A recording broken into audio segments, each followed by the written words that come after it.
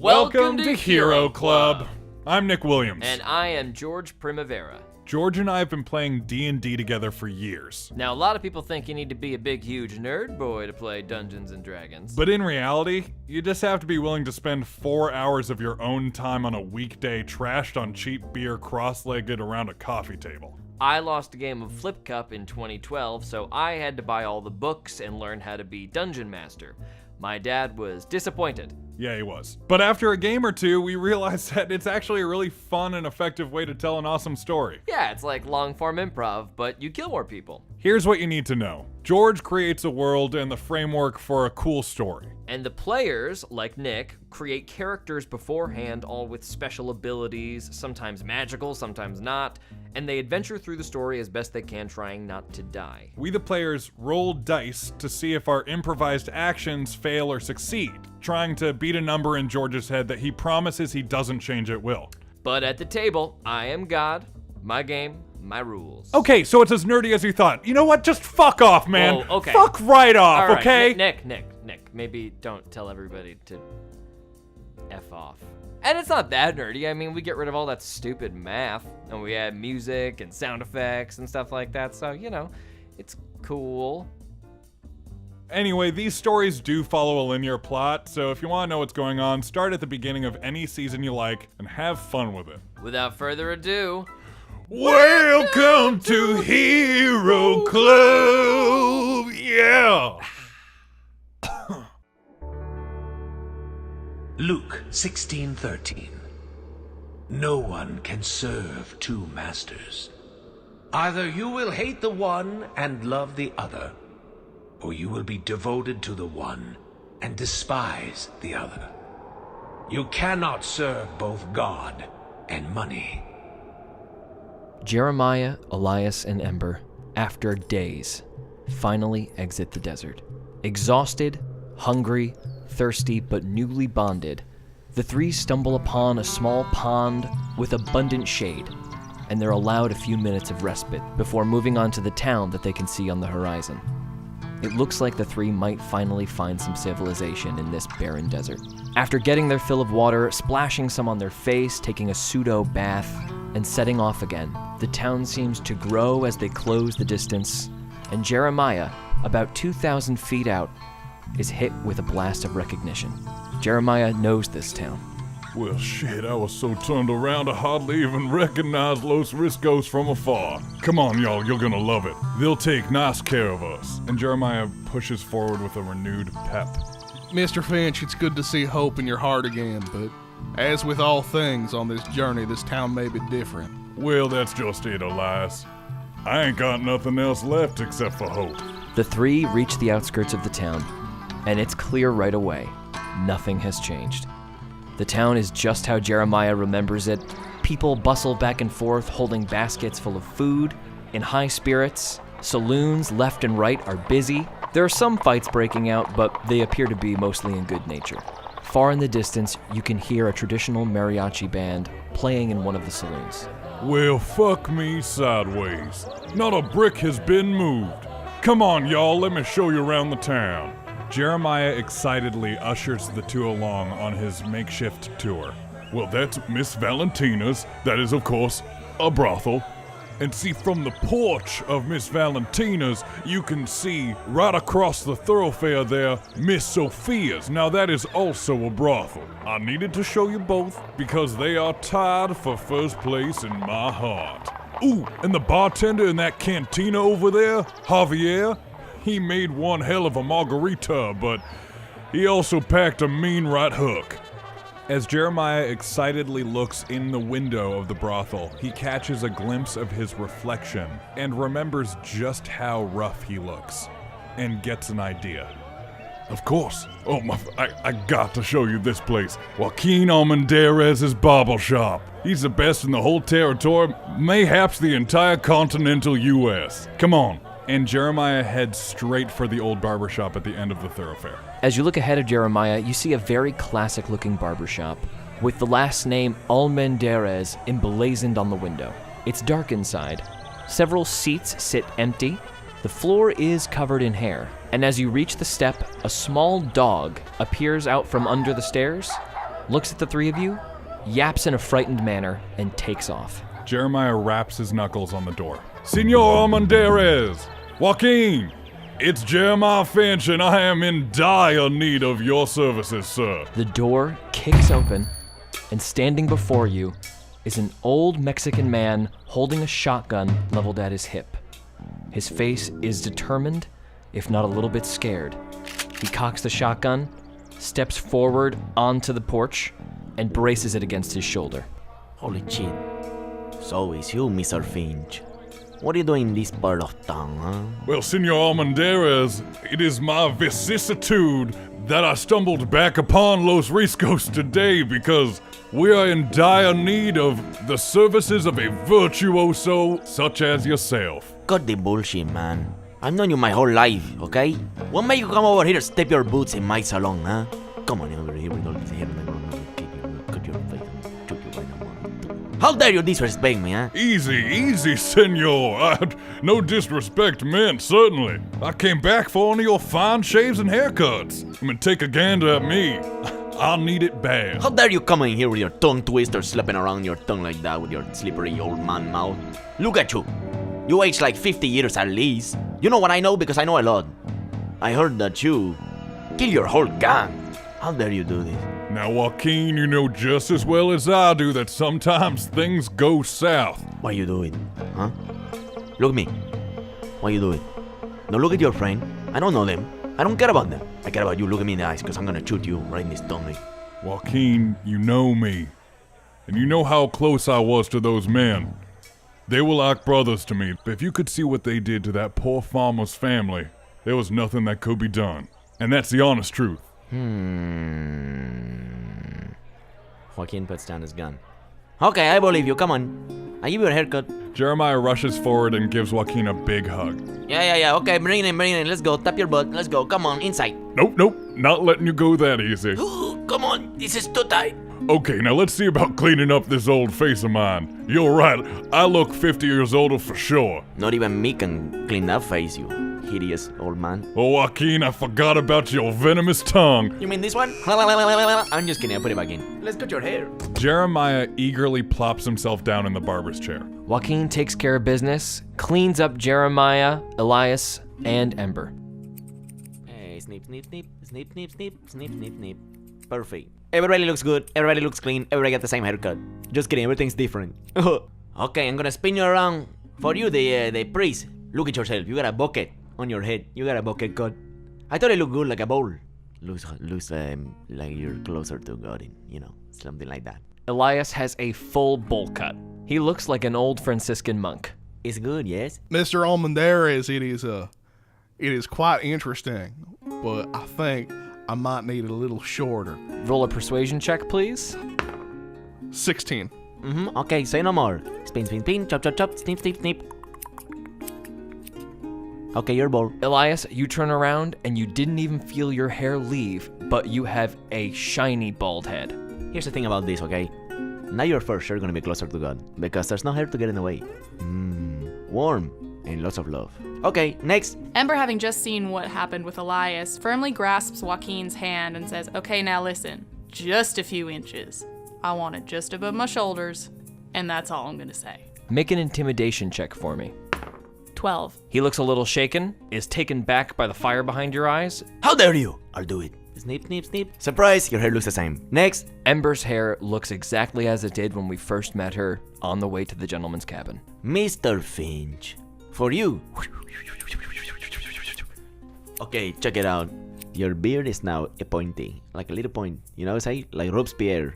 You get what I say.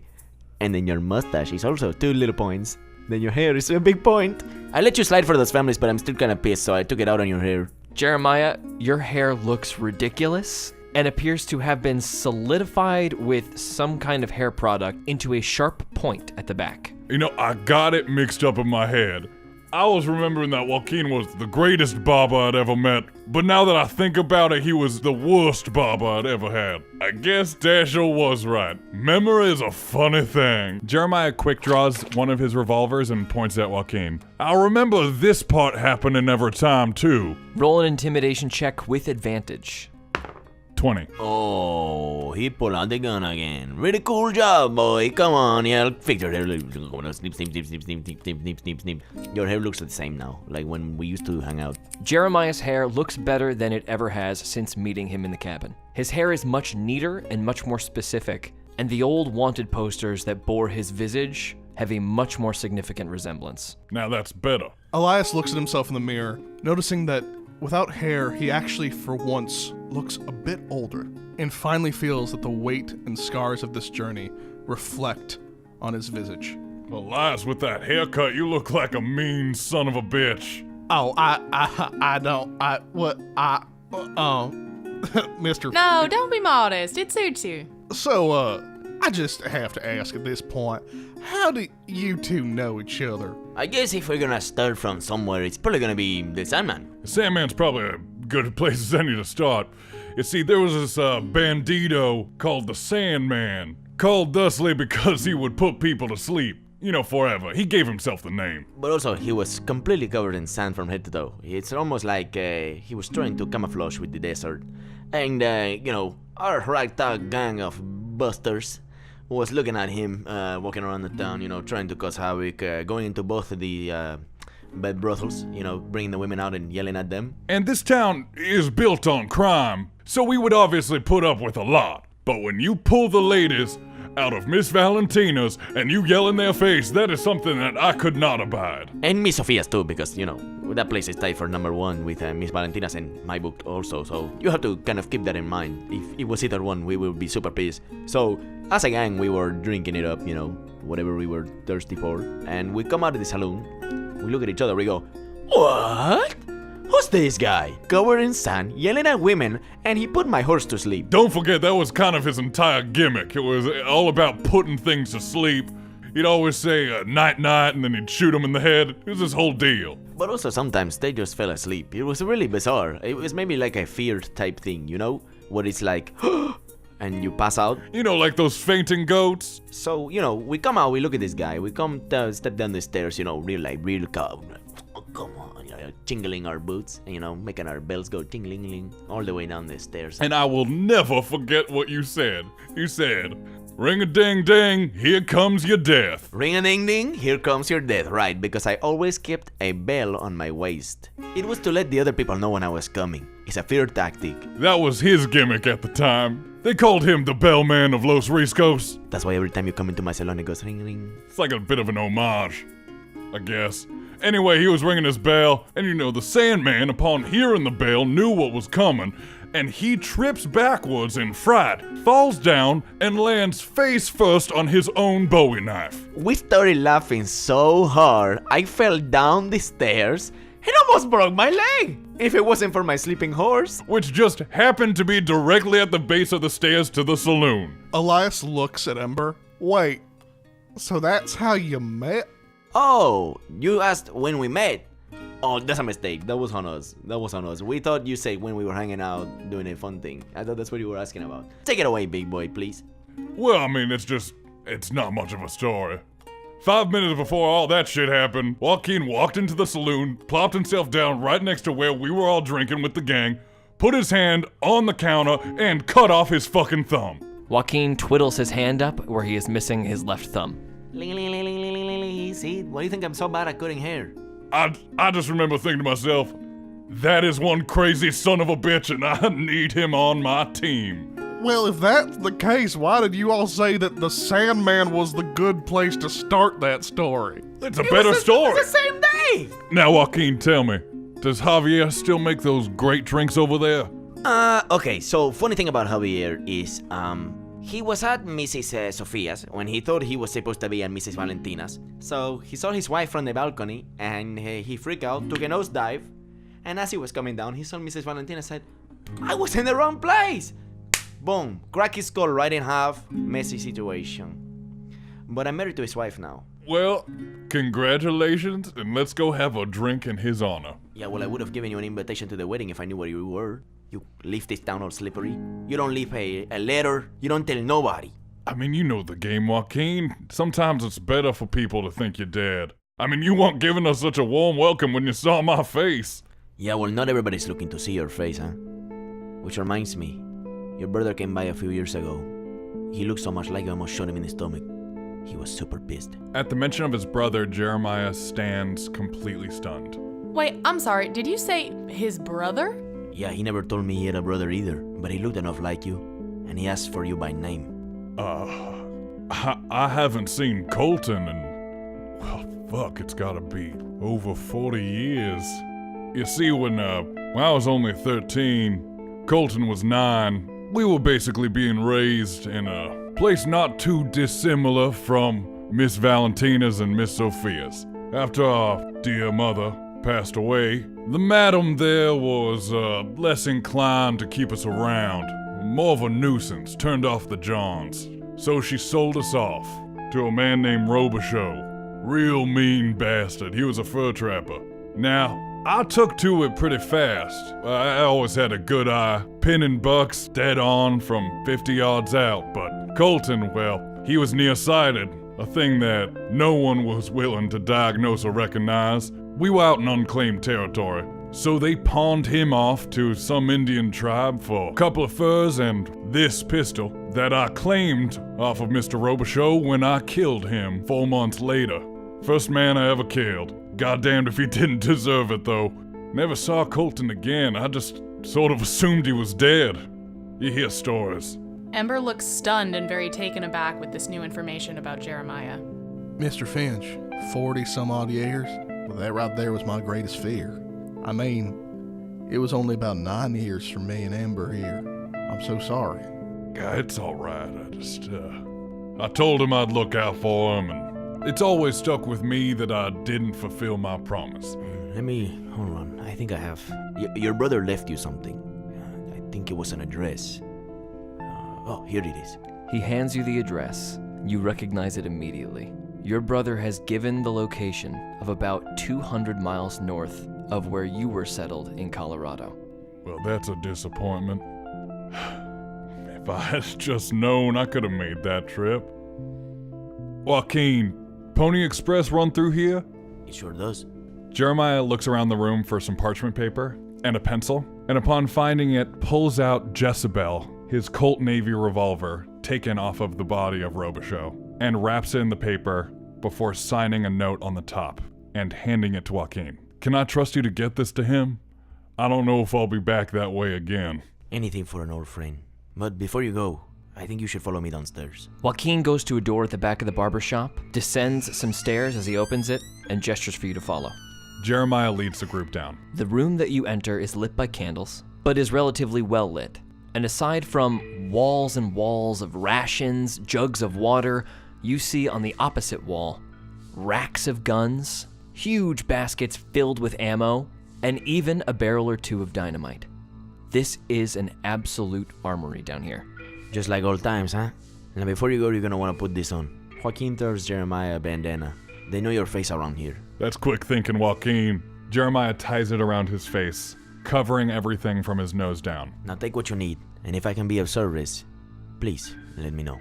Joaquin returns upstairs and leaves you three in the basement to collect whatever you like. Jeremiah throws on an old Pinkerton's bulletproof vest, grabs 5 sticks of dynamite, 2 full bandoliers of ammo, and a simple Colt Navy revolver to replace his beautiful one that he's sending to Colton.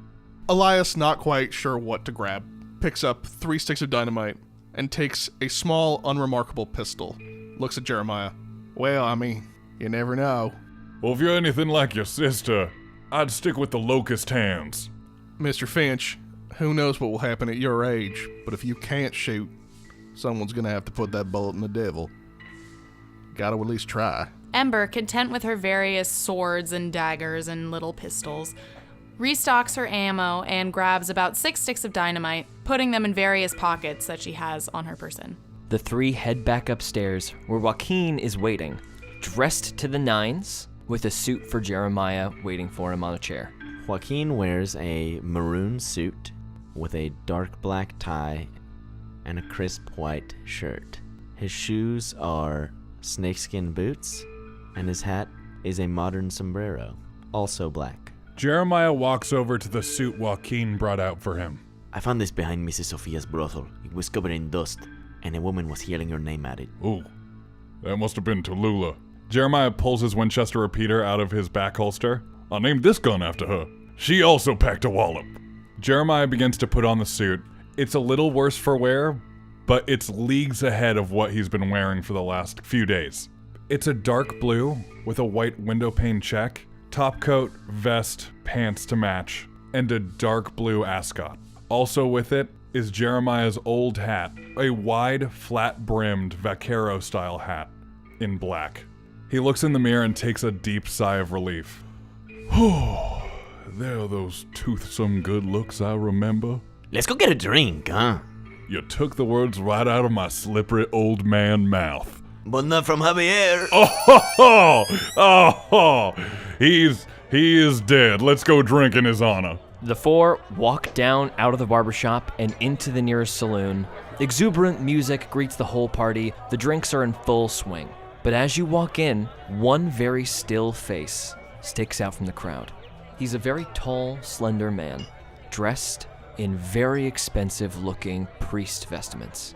As you walk through the door, he makes direct eye contact with Elias. And Elias, you recognize none other than Father Francis Quimby, the head of your parish in Kentucky. He smiles at you warmly and waves you over to his otherwise empty table. Flanking him on either side are two more priests, but each of these men stand at least 6'5", hardened looks on their face, one with a large scar on his left cheek. These men look less inviting. I'm not trying to be funny, Elias, but you wouldn't happen to know those other priests over there, would you? All too well, Mr. Finch. As you both know, I don't do too well talking to people, so this might go pretty bad. Oh, Lord, why now? Not now, not here. Come on.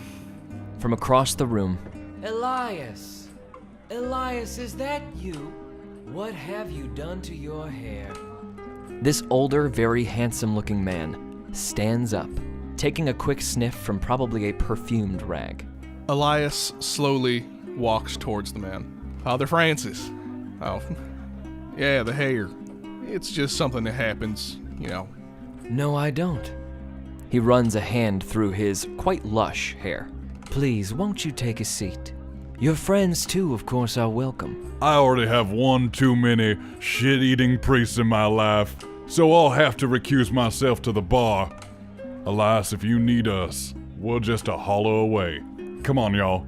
And Jeremiah takes Joaquin and Ember over to the bar, keeping an eye on the largest priest. Ember, can you make a perception check for me, please? 9. Ember, you smell sulfur, but it's faint. And at first you think you just imagine it, but now you can definitely smell just a little whiff of sulfur in the air. Ember checks her compass. It's very slowly rotating around in a circle. This is unusual. Jeremiah, I have some bad news. When do you not have bad news, Miss Ember? Okay, you got a point. Do you smell that? At the table with Elias and the priests. Please, sit. Elias pulls up a chair. You'll have to forgive my friends. They're not your kind of sinners. Oh, I have no interest in them, Elias. I'm here for you. He takes a seat as well. The two men remain standing behind him, staring daggers at you. Now, I know folks down here love their agave, but I do not travel anywhere without King's Scotch. One of the men reaches behind in a bag, pulls out a beautiful decanted bottle of light brown liquid, hands it to Father Quimby, and the priest pours himself a glass, taking a sip. Now that is just unbeatable. Now, Elias, you might be wondering what I'm doing all the way down here. You put us in quite a pickle when you left. Yeah, I know. Thing was, there was a war going on. Kind of felt like that was a little more important at that point. More important than saving people? More important than keeping people alive, Elias? I cannot imagine a more noble pursuit. I'm fine to save the people that God wants me to. That wasn't God choosing, was it? Elias, you're naive to think a religion is just following ideals. It's about saving the heathens from themselves. Which means, of course, that you have to consolidate organized power so that the sheep can be guided. That requires money, Elias. So yes, there was priority involved. but you were still saving people. Who's to say that you are the judge of who deserves to be saved? One so young such as yourself. Look, Father, I wrestled with that for a long time. Why else do you think I stayed for so long? But I can tell you this much. He didn't talk to me while I was there. But ever since I've left, he's talked to me every single night. Frustrated, he sort of waves his hand at you. Yes, I've heard what you think. I've heard all about it. This little venture of yours. How you went and found your sister. That her? Over there? He doesn't break eye contact with you. He just jerks his head backwards. I know I may have left, but we had a promise that you would never talk about my sister. You mean like the promise you made to me? Looks like all of our promises are shattered all over the ground, Elias. So I'm going to say this one time, and I do not want you to mistake my tone for a question. Come back, Elias. This is over. Father, do you know what's going on? Let me see if I can sum up. You want to banish the evil from the world. It's an honorable pursuit. It's also an impossible one. This is a fool's errand, Elias. And what I do know for certain is that without your gifts, our parish will cease to be. You are quite literally invaluable. Your life does not have a price, so you are not worth the risk. We will deal with the evil as it comes, and in fact, we may flourish because of it. People need something to be afraid of, and they need somebody to lead them through the dark. And the church is the light, Elias. These words strike a chord with you, having heard Dashel go on and on about light and truth. You know, I met a man on my journeys that was quite like you, and I looked at him, and I remembered how easy it was for you. How easy it was for you to get me to do what you wanted to do. How easy it was for you to be my hero. I cannot believe I ever followed you. You know everything, don't you? You see the man's jaw clench, and his eyes go to his hands, twiddling rings on his thumbs. I've seen a lot more than you. All those sheep that you talk about, I've seen them. You didn't want to see none of them. But I saw them. I've seen devils, I've seen demons, but more importantly, I saw the war. I looked at it in the face, and you didn't. Elias is visibly on the verge of a breakdown. And you didn't, and you know nothing of sin. You know nothing of evil, and the evil that you think that you can be a light in. You were like a father to me. Never mind that. Why are you here? What do you want from me? Because if it's what I think it is, and if you know what I think you know, and if you're working for who I think you're working for now, you've heard of the fight that's in me. You must have. I've heard, Elias. I've heard. Now let me just clarify one thing. I do not work for anybody. They work for me. Or I work with someone. Now, would I work with the devil himself to conspire against you? No, Elias. Absolutely not. What kind of clergyman would I be? But I get what I want, Elias. And your sister is not important to me. It is important that you know that. This has all been very disappointing. The answer's no, then? No.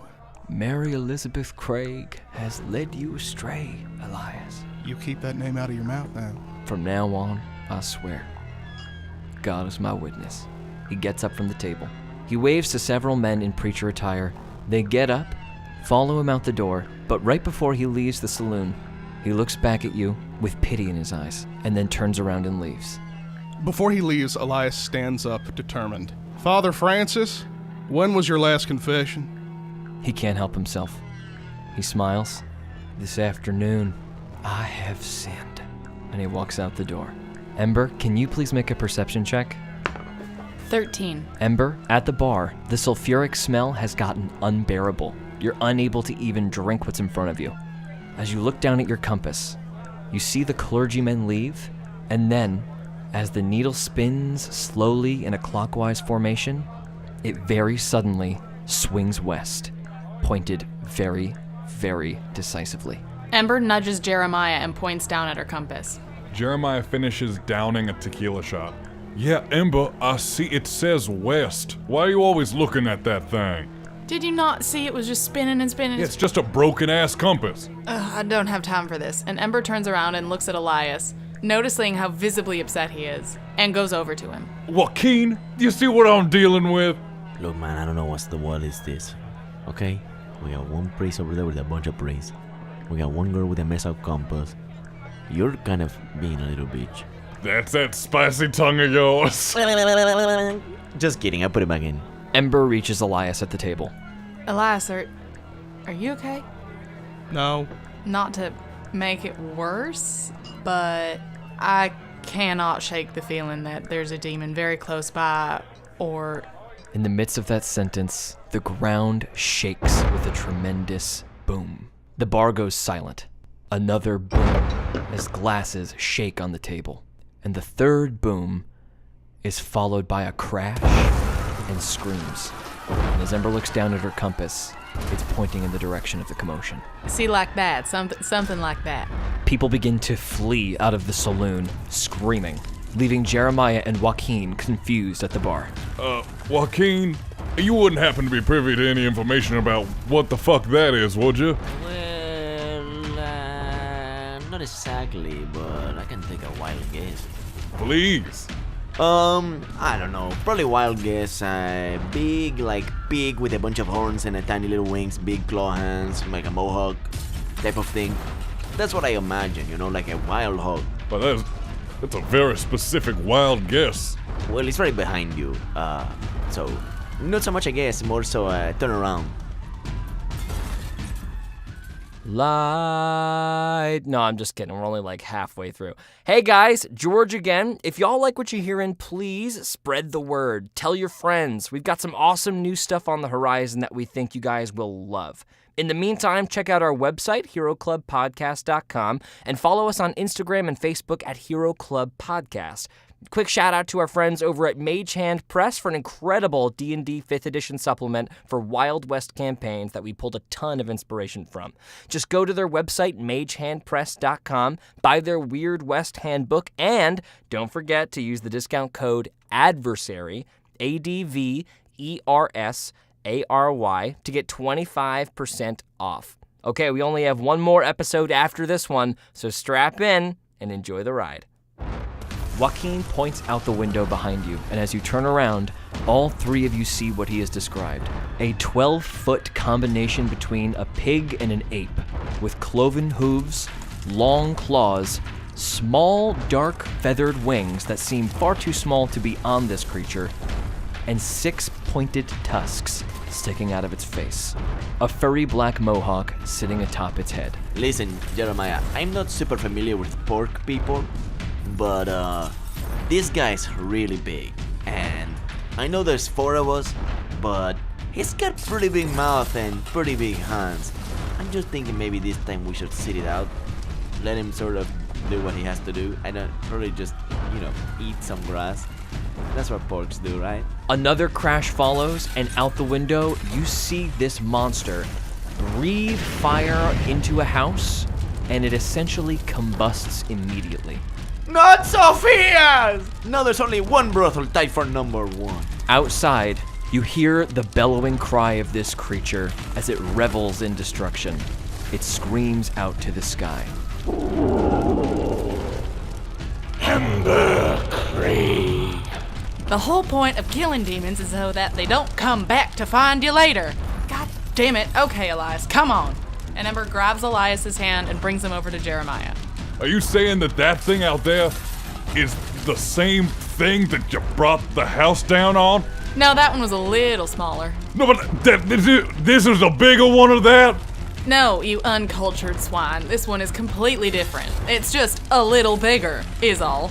Listen, I found out that demons existed for real 2 weeks ago. I think you should go a little easy on me.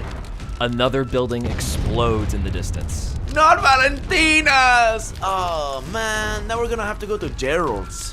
Which one of you is Adversary? Yeah, we could keep talking about this if you want, but I don't know, maybe we could go outside, fight it. You notice that the creature is pointing at both men and women as they run by, asking if they're Ember Craig, occasionally stomping on one into the ground. Are you it? No. How about you? Oh, shit. Yeah, this is probably what Theodosia was talking about. We should probably listen to those bad omens from people more. Always 20/20 hindsight. Yeah, so, okay, question. Big man, nobody's explaining anything to me. Theodosia, what's that? All right, look, if we're gonna die, we're gonna die. If we're gonna win, we're gonna win. Let's just go out there. After you, brother. Okay, I'm coming, but still nothing has been explained. The three party members bust out into the main street where this pig creature stands opposite. Joaquin, apparently having made up his mind just a second later, follows, attempting to look just as badass. As the four plant their feet, about 200 yards down the street from this behemoth, there's a silence that hangs in the air. Everybody seems to be either hiding in buildings, keeping as quiet as possible, or they've successfully escaped. Or stomped beneath the monster's hooves.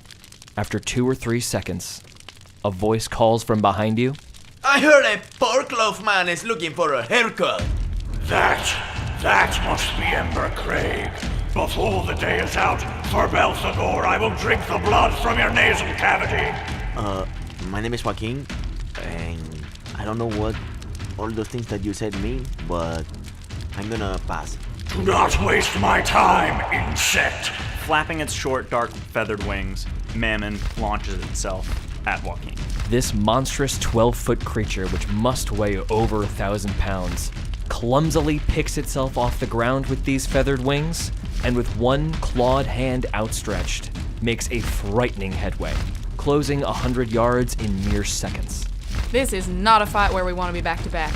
Everybody fan out. And Ember runs to the other side of the thoroughfare and readies herself. Elias puts his hand on Jeremiah's shoulder. You never seem to do well with fire, old man. Lord, protect him from the flames. And cast protection from energy, fire. Elias makes his way to the other side of the street across from Ember. For this combat, he will continually be casting Cast Out as a bonus action. Right now, it's for disadvantage from fiends and demons. Come on, Joaquin. Let's take up position on the second floor. We're eating pork chops tonight. Jeremiah leads Joaquin up the stairs of the saloon towards the balcony. Mammon dashes to the building that Joaquin and Jeremiah run into. As he digs his cloven hooves into the dirt, a massive cloud of dust is kicked up, skidding to a halt. After I feast upon your flesh, your entrails shall adorn my throne! Ember pulls out both of her long swords, lighting them each ablaze, and runs at the creature, slashing at it as she goes. The swords. That is Ember Craig. 14, 20, nat 20, 21. 3 of 4 hits, one of which is a critical. Roll your damage. 31 damage. After one stroke bounces off his thick hide, Ember unleashes a flurry of strokes aimed at his legs. The blades, alight with a blue flame, slice long, thin cuts into the creature's skin. It's okay, Elias. It's just another big demon. You look like you could strike fear in their hearts. You have a new haircut now. Everything's gonna be fine. Just banish them back to hell. You've done this before. Go back to hell. Cast banishment. The creature turns to you with a crick in its neck. After I have removed the limbs from Ember Craig, I shall lay waste to this pathetic human hive I found it in. The creature's wings beat furiously, a gust is kicked up, and Elias, you feel your legs pick up off the ground, and you fly backwards. Can you please make a dex saving throw? 21. Elias, you feel like you're about to completely lose sight of which way is up, but then your legs find the ground again, and you skid on your knees backwards about 10 feet. Hey, staying put! We gotta put this thing down! Grabs a hold of his cross and casts Spiritual Weapon at 4th level. And it floats right to the creature's head, and the giant glowing cross smacks him right in the face. 28.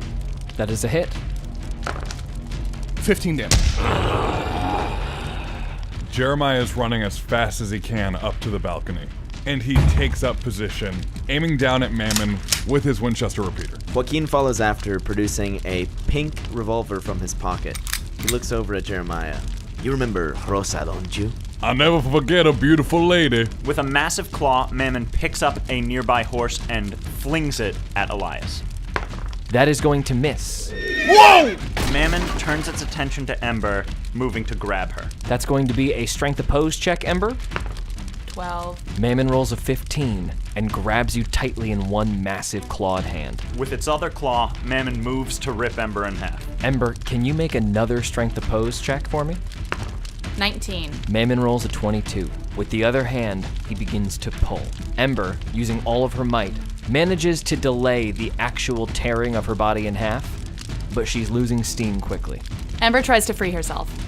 16. Another 22 from Mammon. Ember remains in his grasp. Drop. Cast command. It's a wisdom 17. Mammon rolls an 18. The meal I make of Ember Craig shall be the tastiest I've had this millennia. The cross bats his hands. Roll your attack. 11. That is a miss. Jeremiah goes to shoot Mammon's hand to free Ember. 19. Mammon does not drop Ember, even though the bullet enters his hand. Jeremiah takes another shot at the other hand. 22. The bullet enters Mammon's other hand, this time hitting some kind of tendon, and Ember drops into the dust, free. 14 damage. Joaquin slaps Jeremiah's ass and yells, "Just like old times." He turns Rosa his revolver to Mammon's screaming mouth. He shoots. Joaquin's first shot goes wide, but the second tears through Mammon's cheek.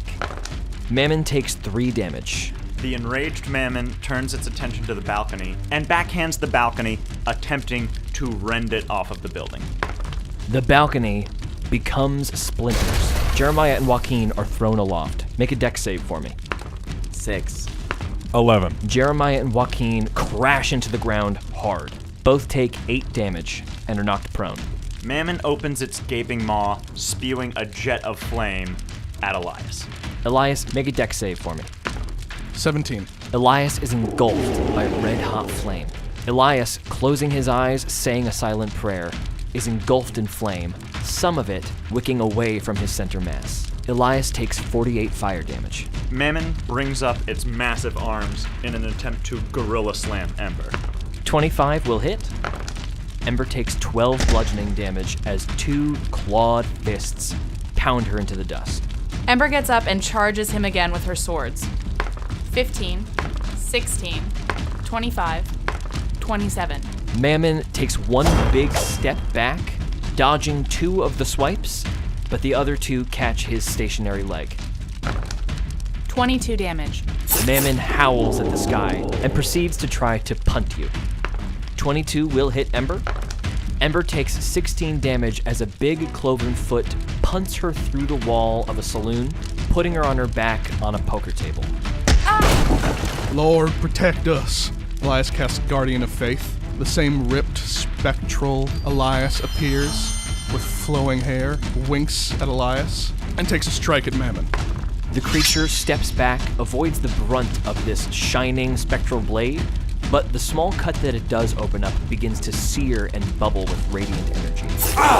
When I am through with you, not even bones shall remain of Ember Craig. Standing up from the dirt, Jeremiah throws down his Winchester and whips out both matching Schofield revolvers and takes 4 shots off at Mammon. Nat 20, 17. A second nat 20, 12. 3 hits, 2 of which are critical. 30 damage. The bullets don't seem to make it all the way through Mammon, but the force does knock him to his knee, catching him very much by surprise. For that human, Mammon will give you the death of 1,000 screams. That sounds like it sucks. Joaquin shoots his revolver at Mammon's open ass. A 19 and a 21 will hit Mammon. Mammon takes 9 damage as 2 bullets make it about 7 inches into his mass. Because of Jeremiah's critical hits, Mammon, bleary-eyed, is trying to regain his focus and his footing. Ember gets up off the poker table and dusts herself off, before rushing at Mammon, using his knee to jump off up at his jugular. 27, 19, 18, 21. 4 hits. 39 damage. Ember begins sawing at this creature's neck. Dark black blood sprays up into her face, and Mammon howls.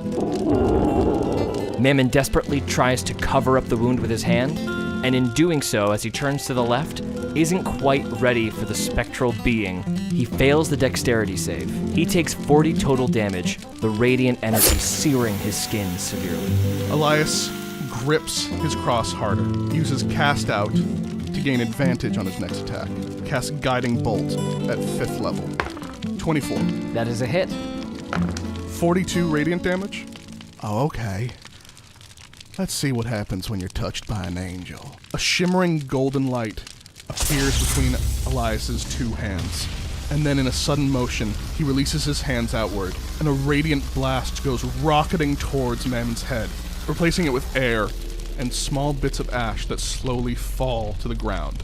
The spectral angel turns his head to look at Elias, bows his head, and drives his spectral sword into the being's remaining body, cleaving it in half. It thumps into the ground, the ash swirling in the wind around the corpse.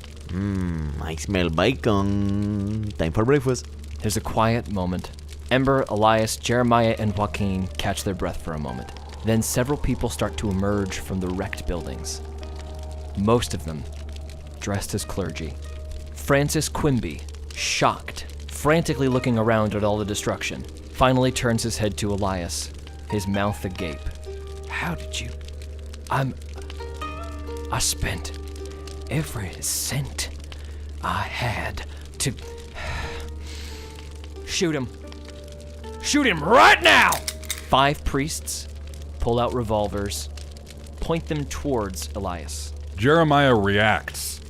15, 22, 19, 26, 10, 16, 14. 5 bullets connect. Jeremiah is going to expend the last 4 of his risk dice to shoot the guns out of each of their hands. Jeremiah fires his pistols at the group of corrupt clergymen.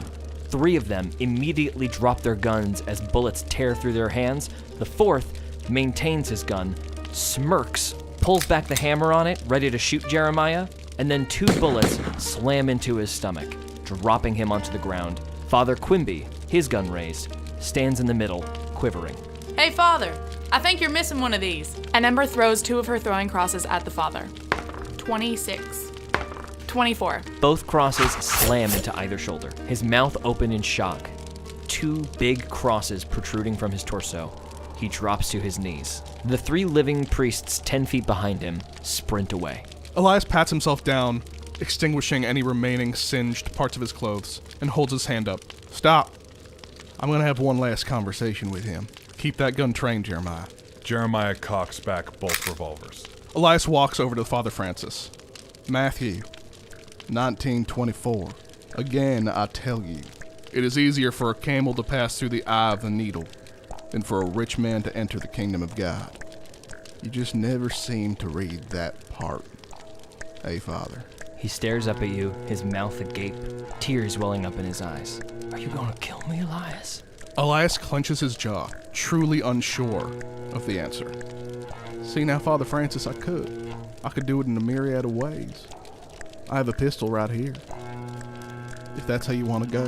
Oh, God, please. Please don't shoot. No. You don't get to pray. You don't get to do that. You used his name against me far too often. I realized all that time I was with you, I know why he didn't speak to me. It's because I thought you were God. You know what? I could do it. Elias pulls out the pistol. He closes his eyes and begins muttering to himself. It's pitiful. No. For years, you got to hear every single one of my sins. You know everything I've thought, everything about me, so I'm going to ask you one time. And your answer, it's life or death. Do you understand me? I'm going to ask you to confess your sins to me. And I don't need God's light to help me do it. Elias pulls the hammer back and puts the gun in his temple. Confess. Oh, God. I'm a bad man.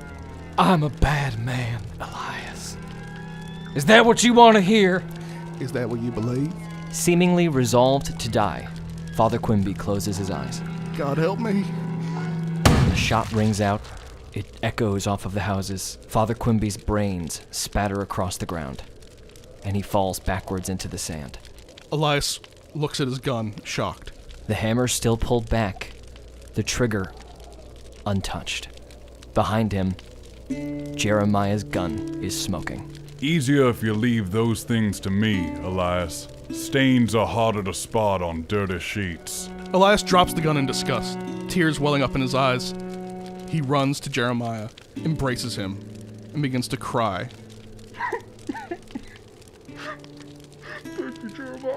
Joaquin sidles up next to Ember and proceeds to hit on her a little bit. You know, this is a really great moment. A couple people crying, really feeling themselves, letting them feel each other emotionally. Joaquin lifts his hat to reveal his pointy hair. Yeah, I don't know. This was like so much for me too. Maybe I should cry onto your shoulder. Joaquin's head explodes. Ember is immediately covered in blood. Jesus Christ! Yeah, the opposite actually. Jeremiah, as you hold Elias in your arms, you see in the dust Father Quimby sit up straight with a smile on his face. He stands up, dusts himself off, and says, "Oh man, y'all ruined the fun. I almost got him to do it too. Did you see that? And he almost did it. Oh, good to see y'all. It's been a while." Father Quimby dissolves in front of you, and standing 8 feet tall, long dark duster and all, stands Lucifer. Right on time. Light bringer, light bringer, turn away, you great deceiver. Light bringer. This has been a Hero Club production. Produced by Nick Williams and George Primavera, with associate producers Marty Abby Schneider and Dylan McCollum. Voice acting by George Primavera, Nick Williams, Hannah Fagerbakke, Dylan McCollum, Marcos Gonzalez, Marty Abby Schneider, and Zachary Weber. Theme song written by Matthew McCollum and performed by Hannah Fagerbakke. Special thanks to Kevin MacLeod and Ben Doyle for their music, Nolan North for that badass intro, and to Marty Abby Schneider for his incredible artwork. Thanks for listening, and welcome to the club.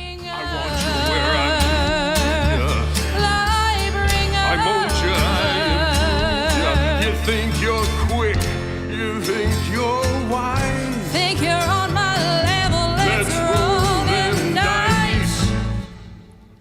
Light bringer. Mr. Finch, for you. I spin you fast. You have a swirly top. A swirly top. Like an ice cream cone. It's Jimmy Neutron, you know that show? Not reference Jimmy Neutron. Stay in this century, Marcos.